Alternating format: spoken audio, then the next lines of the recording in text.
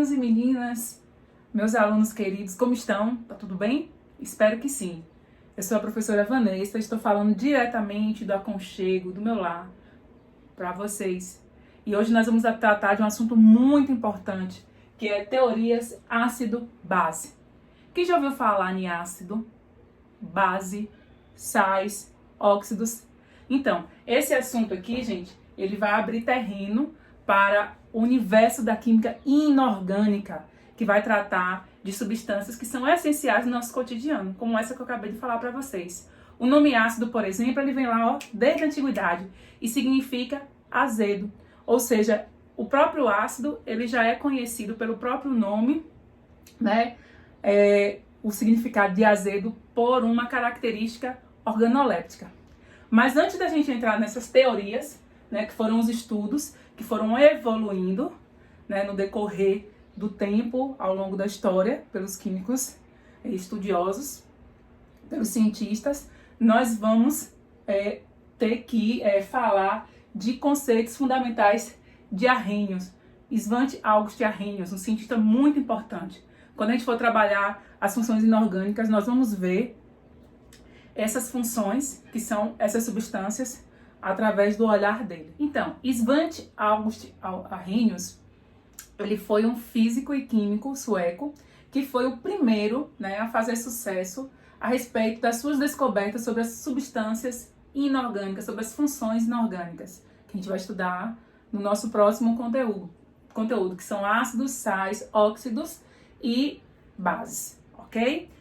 Mas antes disso daí, o que é importante a gente saber, que conceitos fundamentais são esses? É que Arrhenius, ele classifica essas funções inorgânicas por meio aquoso, ou seja, ele utiliza a água. A água é um fator limitante para poder se descobrir, né, se classificar, caracterizar essas funções inorgânicas, para saber o que é um ácido, o que é uma base. Toda observação, toda experiência que Arrhenius fez foi por meio da água, em meio aquoso, certo? Então, sempre que lembrar de Arrhenius, lembre-se, né, de água. Ele fez a observação dele em água. A pró pode fazer outras experiências, sim. A gente vai ver nas outras teorias que a água não é um fator limitante. Mas no caso de Arrhenius, que foi o primeiro, lá em meados do século XIX, né, início do século XX, ele nasceu lá em meados do século XIX. Então, todo o estudo dele, né, no finalzinho do século XIX para o início do século XX, foi baseado nisso aí. Então, os conceitos fundamentais de Arrhenius. Dois conceitos que nós precisamos aprender primeiro. O que é uma solução eletrolítica e o que é uma solução não eletrolítica. Solução, né, a gente já sabe que é soluto mais solvente. O solvente, no caso aí, tem que ser obrigatoriamente a água. Então, quando Arrhenius pega uma substância qualquer e coloca na água, ele vai saber o que é que conduz corrente elétrica e o que é que não conduz corrente elétrica. Então, por exemplo, se eu pegar aqui, ó, o cloreto de sódio, o sal de cozinha, mais a água, ele vai conduzir corrente elétrica. Ele vai conduzir corrente elétrica. Por quê? Porque ele possui cargas livres. É uma substância iônica. Substância iônica, Na, né? Mais Cl menos. A partir do momento que eu jogo essa substância na água, que eu jogo o cloreto de sódio na água, aqui, ó, vai quebrar a ligação. E aqui, ó, o sódio e o cloro, eles vão estar com a carga deles, que já é uma carga real, uma carga formada, toda substância iônica. Então, ela vai conduzir corrente elétrica. Eu vou chamar essa substância aqui, mais a água, essa solução toda, de solução eletrolítica. Agora, essa substância que dá origem a uma solução eletrolítica, quando a gente mistura com a água, a gente chama de eletrólito. Então, a água, o cloreto de sódio, ele é um eletrólito, viu, gente? Importante aí, ó, eletrólito.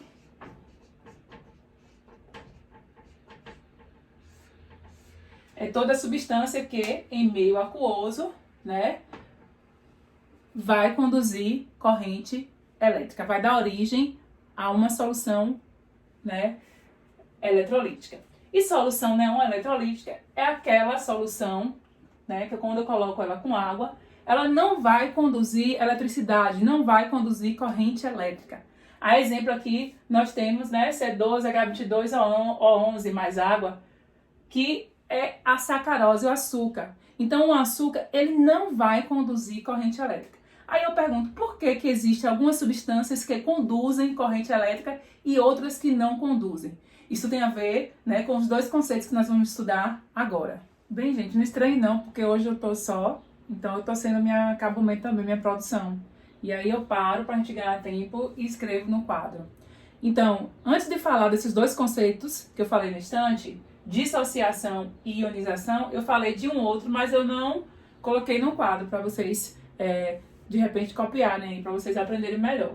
Eletrólito é a substância que, dissolvida em água, dá origem a uma solução eletrolítica. Solução, a gente sabe que, no caso, vão ser duas substâncias, um solvente e um soluto. No caso aqui, o soluto é o cloreto de sódio, sal de cozinha. Ele é um eletrólito porque se eu misturar ele com água, formar uma solução, ele vai conduzir corrente elétrica. Já a sacarose, o açúcar, se eu misturar com a água, ele não vai conduzir corrente elétrica. Então, não é um eletrólito, ok? Essa diferença ficou legal? Agora vamos lá aos outros dois conceitos. Por que que algumas substâncias conduzem corrente elétrica e outra não, né? Porque possui carga livre. Mas como é que essa carga fica livre? Quando se fala em dissociação, nós vamos estar falando, lembre-se, de divórcio, de separação. Dissociação de divórcio, ok? Vou botar aqui divórcio, só para vocês lembrarem. Separação. Eu vou separar cargas que já existem. Quando eu falo em dissociar, eu vou dissociar substâncias iônicas, ok? Substâncias, compostos iônicos. São compostos que já possuem uma carga real. Que, por exemplo, aqui, ó, eu tenho o cloro, ou o cloreto de sódio, Na mais Cl menos. Eles já possuem essa carga. Aí, quando eu jogo a água, a substância em si, ele já possui essa carga. Por quê? Porque o cloro, ou o sódio aqui, ó, ele doou um elétron para o cloro. Para se permitir essa ligação entre eles, houve uma transferência de elétron. Então, essa carga real ela já existe. O que que a água, quando mistura com a água, o que que ela faz? A água ela vai, ó, quando eu pego e junto com a água, forma uma solução, ela vai, ó, quebrar essa ligação. E aí o sódio perde um elétron, ele fica com íon positivo, ele vira um cátion. E o cloro, ele ganha um elétron, porque ele, né, acaba ficando mais eletronegativo, virando um ânion. E essas cargas aqui, ó, é que vão, né, conduzir corrente elétrica. Vão virar, né, vão conduzir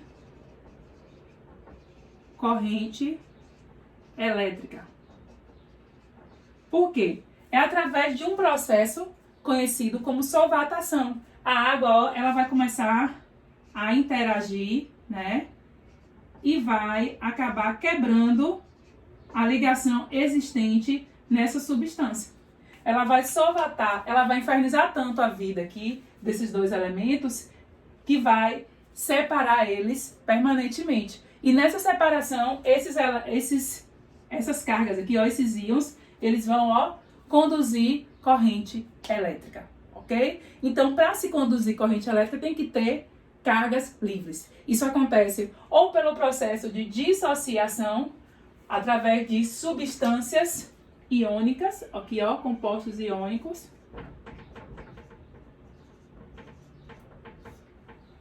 ou através do processo de ionização.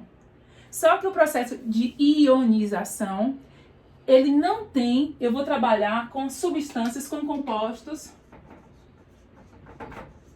moleculares. O que são compostos moleculares? São aquelas substâncias que fazem ligações covalentes. Então, algumas substâncias covalentes permitem se passar por um processo, quando eu jogo com água, chamado de ionização. Ele vai ionizar. E ionizar vem de íons, formar carga. Então, sempre que se falar em ionização, você lembra aqui, ó, formar íons.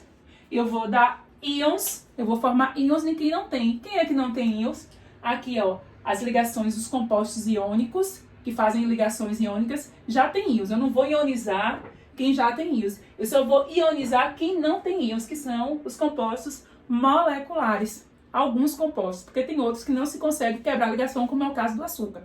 Ele não vai ser nunca uma substância eletrolítica, ele não vai formar carga. Por quê? Porque a quantidade de átomos nele é muito grande. O12, H22, C12, H22, O. Então é muito difícil de se quebrar. A água ela não consegue quebrar a ligação existente. Ok? Mas nesse caso aqui, como eu tenho o ácido clorídrico, quando eu jogo ele com a água, o que vai acontecer? A água vai fazer a mesma coisa que faz aqui, ó. Ela vai solvatar, vai começar a interagir. Aqui, ó, a água ela vai começar a interagir e vai infernizar a vida deles. Só que eles não têm carga real.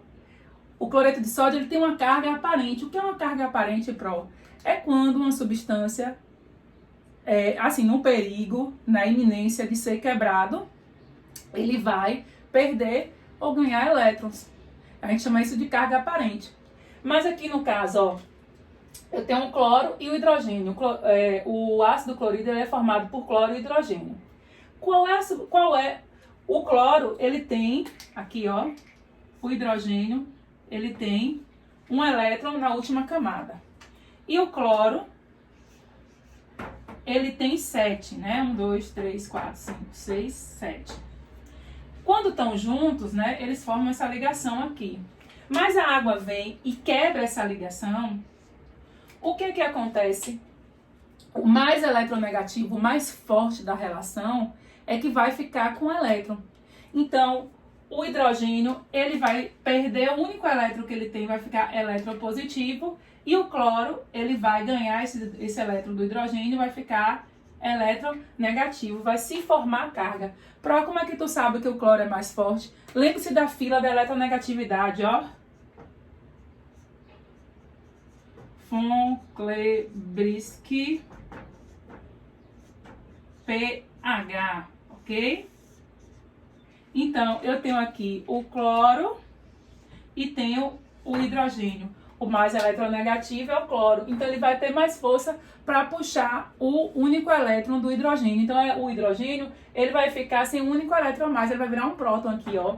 Ele vai ficar sem o único elétron dele. Ele vai ficar H+. Então, esse íon aqui, que é um cátion, e esse íon aqui do cloro na separação, eles vão, né, conduzir corrente elétrica da mesma forma. Então, existem, né, quando eu coloco algumas substâncias com a água, os eletrólitos, eles só vão conduzir corrente elétrica se eles dissociarem, ou seja, substâncias iônicas, ou se eles ionizarem, que são as substâncias moleculares. Mas existem algumas substâncias, como por exemplo a sacarose, né, que é C12,